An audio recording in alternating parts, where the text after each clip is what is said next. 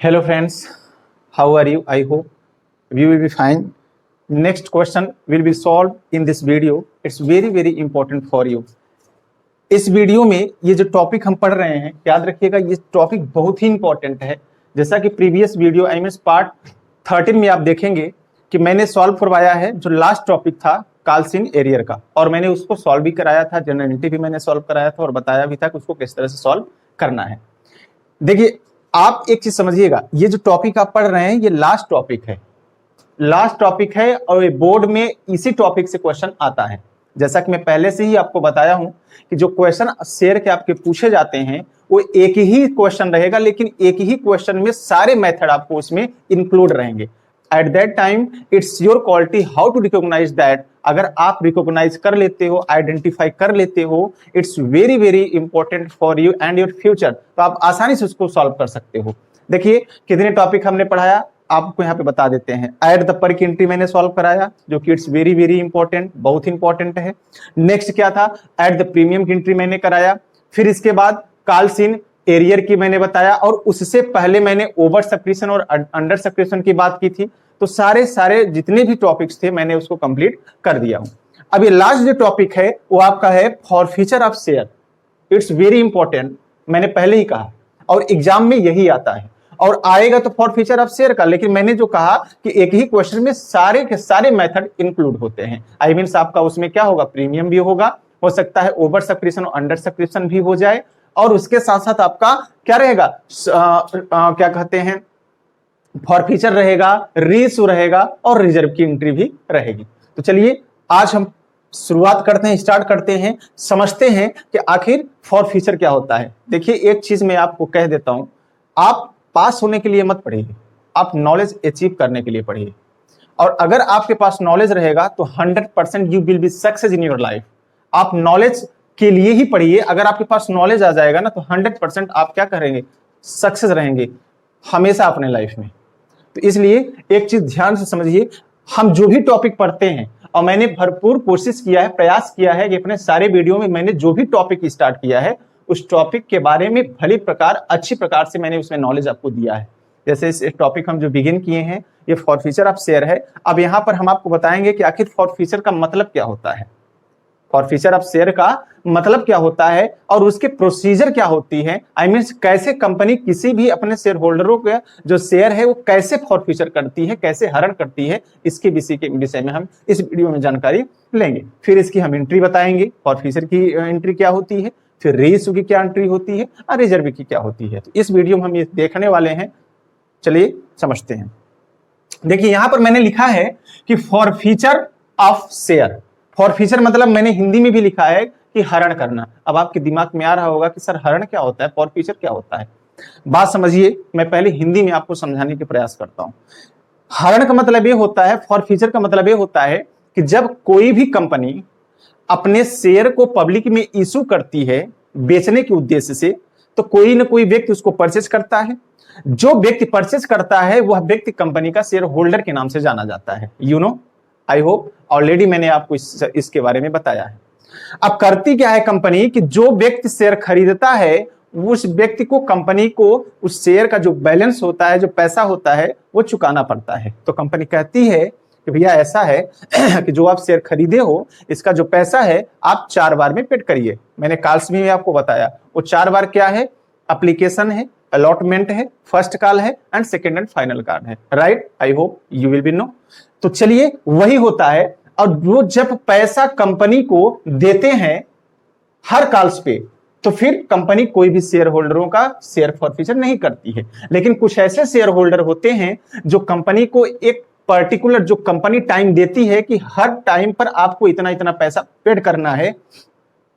तो याद रखिएगा कई ऐसे शेयर होल्डर होते हैं जो कि कंपनी को पैसा राइट टाइम पर पेड नहीं कर पाते हैं, तो कंपनी अपने हिसाब से उनके शेयर को क्या कर लेती है, फॉर फ्यूचर कर लेती है, पुनः ले लेती है। तो उसी क्रिया को ही हम क्या कहते हैं, फॉर फ्यूचर ऑफ शेयर कहते हैं।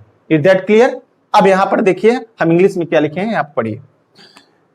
इफ द एनी कंपनीज, यदि यहां पे एपोस्ट्रोफी मार्क लगा है, एपोस्ट्रोफी मार्क का मतलब होता है का। यदि किसी कंपनी का शेयर होल्डर कुड नॉट पे अंशधारी नहीं चुका पाता या नहीं दे पाता क्या, हिज कॉल्स और अलॉटेड मनी, मतलब अपने कॉल्स का या फिर अलॉट किया हुआ पैसा कंपनी को नहीं दे पाता, to the company within certain time, एक निश्चित समय के अंदर अगर कंपनी को कोई भी शेयर होल्डर पैसा नहीं चुका पाता तो क्या करती है company, at that after giving, तो कंपनी उसके बाद क्या करती है, एक नोटिस देती है उन शेयर होल्डरों को कि क्या रीजन है, आप पैसे क्यों कंपनी को चुका नहीं पा रहे हो, क्यों अपने शेयर का पैसा कंपनी को नहीं पेड कर पा रहे हो।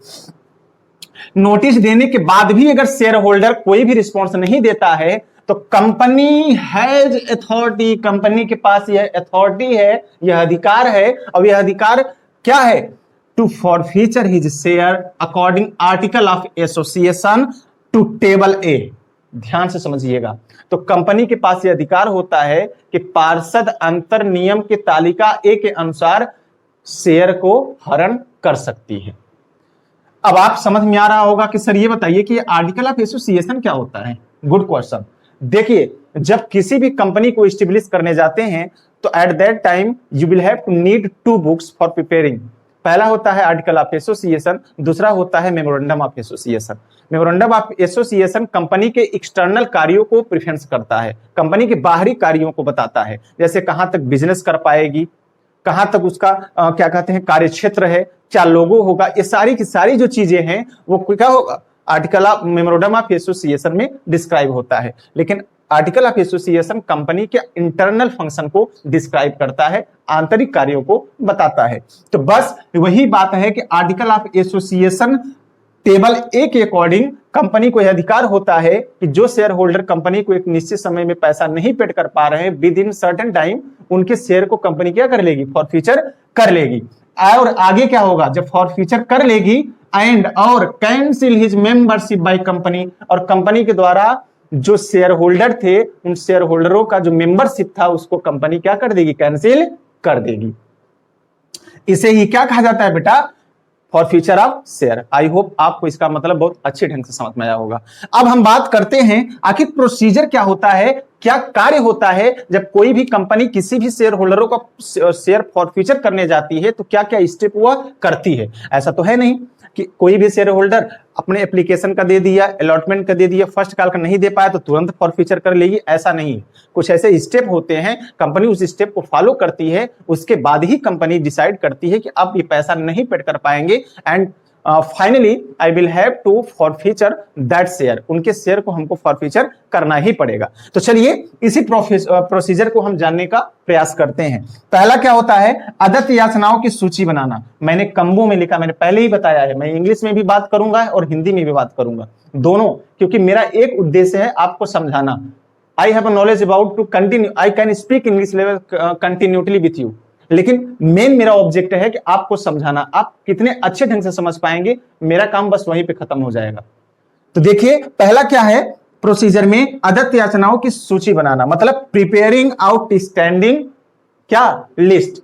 मतलब जब कंपनी फॉरफीचर करने चलेगी शेयर को, तो कंपनी एक लिस्ट बनाएगी कि ऐसे और कितने कंपनी में शेयर होल्डर हैं जो कि पर्टिकुलर टाइम पर कंपनी को पैसा अपने शेयर का पेड नहीं कर पा रहे हैं, तो उनकी सारी की सारी वो क्या करेगी, कंपनी लिस्ट बना लेगी। तो वही होता है अदत्त याचनाओं की सूची बनाना, सारे के सारे ऐसे व्यक्तियों की सूची बनाएगी कंपनी जो कि पेड नहीं कर पा रहे हैं कंपनी को पैसा। जब सारा लिस्ट बना लेगी, लिस्ट बनाने के बाद अंतिम चेतावनी देना, मतलब लास्ट वार्निंग। इसके बाद क्या करेगी कि कंपनी उन सभी मेंबरों को एक क्या करेगी, लास्ट नोटिस भेजेगी, लास्ट एक वार्निंग देगी कि आप अगर पैसा पेड नहीं कर पाएंगे तो आपकी मेंबरशिप हमारी कंपनी से छीन ली जाएगी, कैंसिल कर दी जाएगी। इसके बाद कार्यवाही करना। अगर फिर भी इस, ध्यान से समझिएगा, कंपनी नोटिस देने, वार्निंग देने के बाद भी अगर वो शेयर होल्डर क्या करते हैं, उसके बातों को नहीं ध्यान देते हैं, कंपनी से नहीं मिलते हैं, अपना कंपनी को बात नहीं शेयर कर सकते हैं, तो कंपनी क्या करेगी, कार्यवाही करना शुरू कर देगी, टेक एक्शन। कंपनी अपने अकॉर्डिंग क्या करेगी, एक्शन लेना शुरू कर देगी। इसके बाद फिर प्रस्ताव पारित करना, पास रिजोल्यूशन। रिजोल्यूशन क्या होता है, कंपनी में याद रखिएगा, जो भी कंपनी होती है, हर कंपनी में 3 लेवल होते हैं, याद रखिएगा। पहला क्या होता है, टॉप लेवल, दूसरा क्या होता है मिडिल लेवल, और तीसरा क्या होता है लो लेवल। 3 लेवल के आपके वहां पर क्या होते हैं वर्कर्स रहते हैं। तो जो टॉप लेवल के हों जैसे सीईओ हो गए, क्या कहते हैं चेयरमैन हो गए, डायरेक्टर हो गए, उन सब के बुलाकर यह क्या करेगा, एक पास मतलब कह सकते हैं कि प्रस्ताव पारित कराएगा, वहां पर डिसाइड करेगा कि ये चीजें यहां पर प्रॉब्लम हो रही है, तो सारे लोग बैठकर वहां पर डिसाइड करें, डिसाइड करने के बाद वहां पर एक प्रस्ताव पारित हो जाएगा, सब डीटो कर देंगे कि हाँ सही बात है। अगर वो सब पैसा नहीं पेड कर पा रहे हैं तो आप उनके शेयर को फॉरफीचर कर सकते हैं।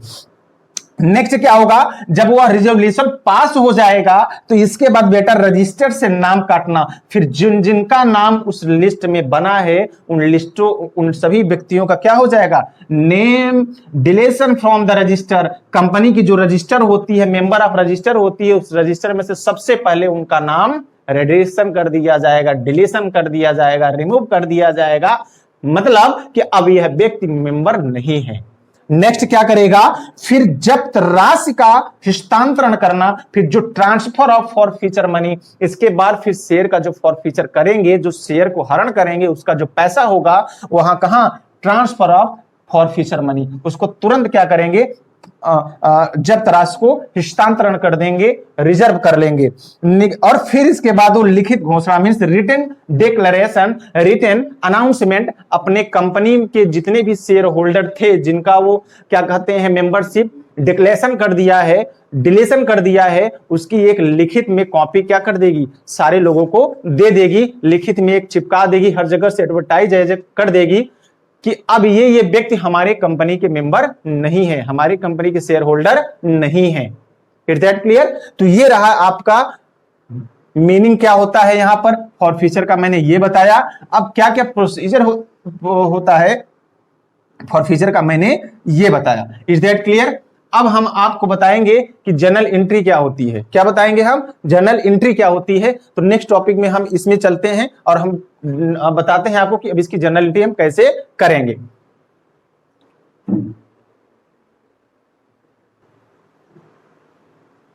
देखिए अभी हमने बताया इसके मतलब जो प्रीवियस टॉपिक था मेरा कि मीनिंग क्या होता है फॉरफीचर का और प्रोसीजर क्या होता है फॉरफीचर का।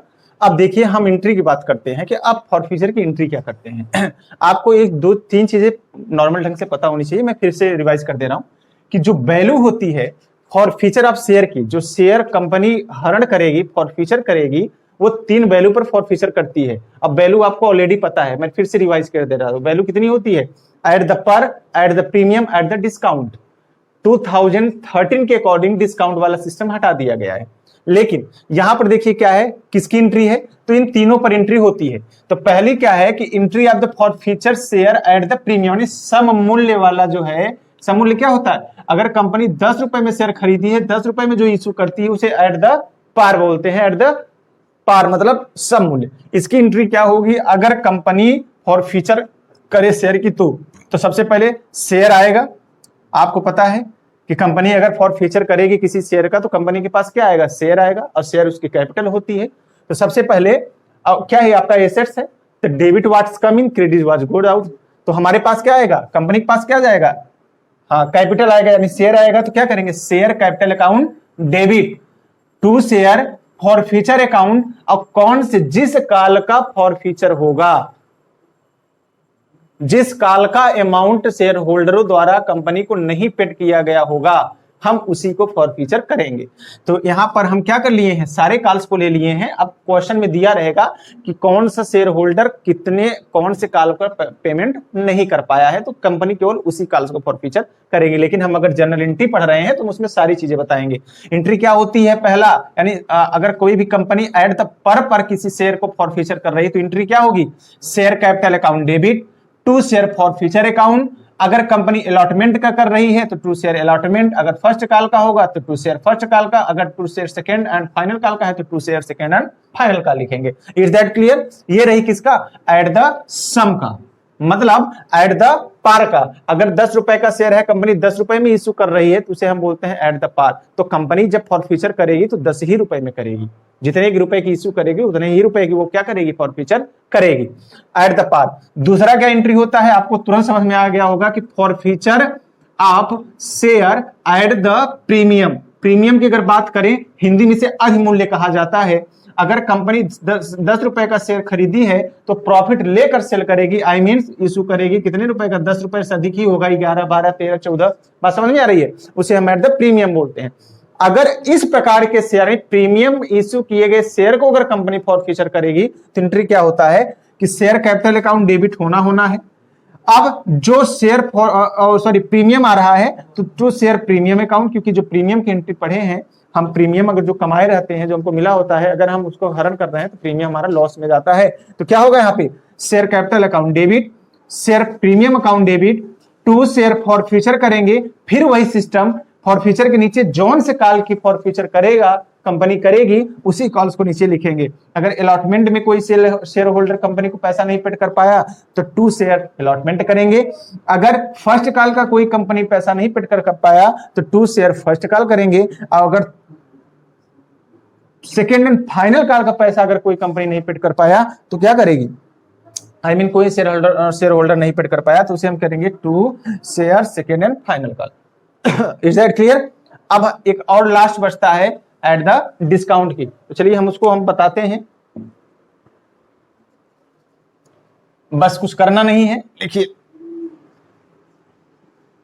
यहीं पे आप एट द डिस्काउंट लिख दीजिए,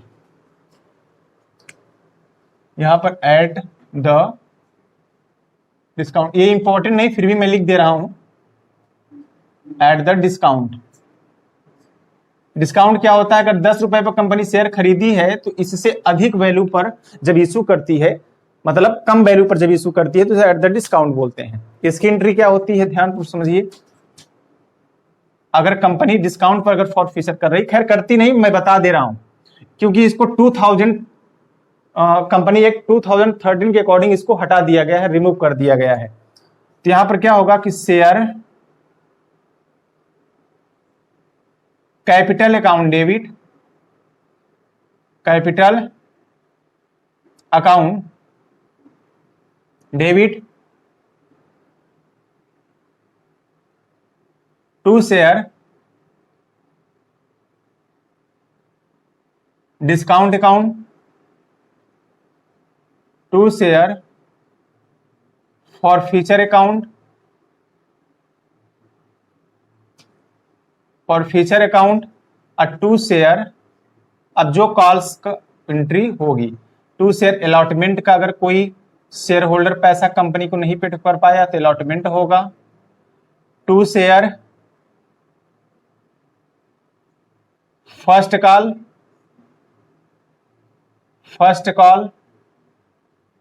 और to share second and final call. अब यहां पर नरेशन आप लिख लीजिएगा, बीइंग नरेशन जो आप करते हैं वही यहां पर मेंशन होता है। तो ये रहा किसका, डिस्काउंट का। मतलब अगर कोई कंपनी डिस्काउंट पर अगर इशू किए गए शेयर को अगर फॉरफीचर कर रही है तो क्या एंट्री होगी, share capital account debit to share discount account to share forfeiture, और नीचे कॉल्स लिखा हुआ है, जिस कॉल्स का फॉरफीचर करना है वही कॉल हम इसमें लगा देंगे। Is that clear. जल्दी से नोट करिए, फिर आपको हम बताते हैं कंपनी की री इशू की क्या एंट्री होती है और रिजर्व की एंट्री क्या होती है।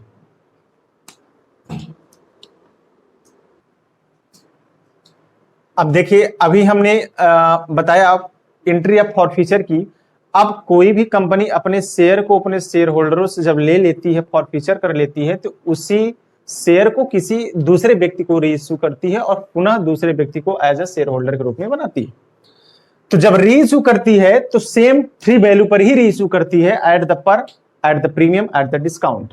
लेकिन एक चीज याद रहे, जैसा कि मैं अभी बताया हूं प्रीवियस टॉपिक में, कि क्या कहते हैं कि एट द जो डिस्काउंट है, कंपनी जब इशू करती है पहली बार तो कतई नहीं करती, क्योंकि कंपनी जो न्यू लॉ आया है 2013 के अकॉर्डिंग उसको हटा दिया गया है। अब क्या करती है, लेकिन जब भी री इशू की बात कर दी जाए तो 90% याद रखना, 90% आपका एट द डिस्काउंट पर ही होता है, जो कि जनरल एंट्री हम बताएंगे। तो देखिए वैल्यू 3 होती है एट द पर। तो सबसे पहले अगर कोई भी कंपनी शेयर को अगर री इशू कर रही है तो एट द अगर पर पे कर रही है तो उसकी क्या होती है एंट्री, क्या होगी, बैंक अकाउंट डेबिट क्योंकि अगर कंपनी री इशू करेगी तो जो व्यक्ति खरीदेगा वो पैसा देगा तो बैंक में जाएगा, कंपनी के बैंक में जाएगा। तो याद रखिएगा डेबिट हो जाएगा, डेबिट द रिसीवर, पाने वाले को हम डेबिट कहते हैं। तो bank account debit to share capital account, ये किसका, एट द पर का हो गया। अगर कंपनी री इशू कर रही है तो एट द पर का मतलब कि 10 रुपए में जो खरीदी थी अगर उसे 10 रुपए में ही इशू कर रही है फॉरफिचर करने के बाद, तो फिर उस कौन सी एंट्री लगेगी, वो आपकी लगेगी bank account debit to share capital account. Is that clear. दूसरा क्या हो जाएगा, री इशू अगर कंपनी कर रही है फॉरफिचर करने के बाद किस वैल्यू पर, एट द प्रीमियम, यानी अधिमूल्य पर। 10 रुपए की खरीदी थी, अब उसे क्या कर रही है, 12 रुपए, मीन्स 10 रुपए की उसको पहली बार में इशू करी थी फॉरफिचर तो 10 रुपए में की कंपनी, लेकिन अब उसको री इशू कितने वैल्यू पर कर रही है, 10 से अधिक वैल्यू पर करेगी, तो उसे हम बोला जाता है एट द प्रीमियम। तो इसकी एंट्री क्या होगी, bank account debit to share capital account debit to security premium, क्योंकि प्रीमियम में प्रॉफिट होगा तो क्रेडिट होगा, इतना याद रखिएगा। ये किसकी रही, एट द प्रीमियम की। तो दिमाग में एक चीज बैठाइएगा कि री इशू में सब में बैंक डेबिट ही होगा, क्योंकि पैसा आएगा तो हमको डेबिट में ही करना है। बस फर्क ये हो जाएगा कि एट द पर में शेयर कैपिटल होगा, एट द प्रीमियम में शेयर कैपिटल के नीचे बस आपको क्या लगा देना है, सिक्योरिटी प्रीमियम लगा देना है। अब लास्ट एंट्री एक बचती है जो कि वेरी इंपॉर्टेंट है, एट द डिस्काउंट। देखिए उसको कैसे हम करते हैं गाइज। यहां पर देखिए इस तरह से इसको हम रिसेट करते हैं, आप इसको नोट कर लिए होंगे। हम यहाँ पे इसको इतना कर देते हैं, एट द डिस्काउंट की देखते हैं, फिर लास्ट एंट्री हो जाएगी। देखिए ratio of share at the discount. अब आपको पता ही है गाइस कि अगर आप गुड्स एंड कोई भी सामान अगर खरीद रहे हैं और खरीदने के बाद आप यूटिलाइज करने के बाद उसको बेचेंगे तो कभी उतनी वैल्यू आपको नहीं मिलेगी। तो इसी वजह से जब कोई भी शेयर कंपनी इशू कर देती है और करने के बाद उसे फॉरफिचर करके फिर बेचती है, तो जितने रुपए में कंपनी पहली बार बेची है उतने रुपए में पुनः रीइशू नहीं कर पाती। यही मैंने इसीलिए कहा कि यही आपका मेथड 90% होता है, यही आपका फार्मूला लगेगा। तो सबसे पहले मैंने जो ट्रिक बताया कि बैंक अकाउंट सब में रहेगा, तो बैंक अकाउंट डेबिट हो जाएगा, share forfeited account debit, share forfeiture account debit, TED भी कर सकते हो, फॉरफिटेड भी कर सकते हो, फॉरफिचर भी कर सकते हो। Account debit to share capital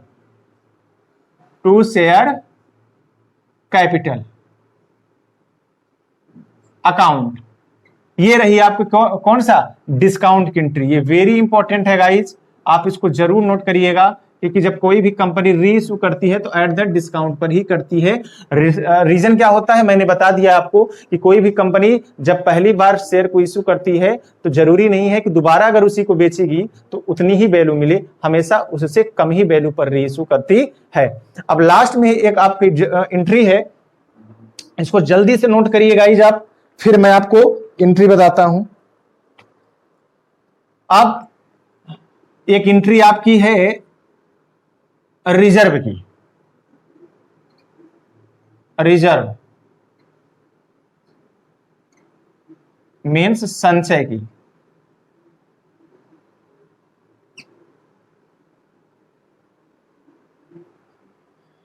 इसकी एंट्री क्या हो जाएगी, share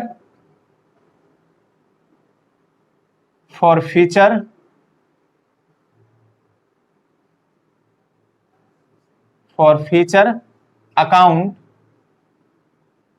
debit to share capital reserve, to share capital reserve account. Is that clear.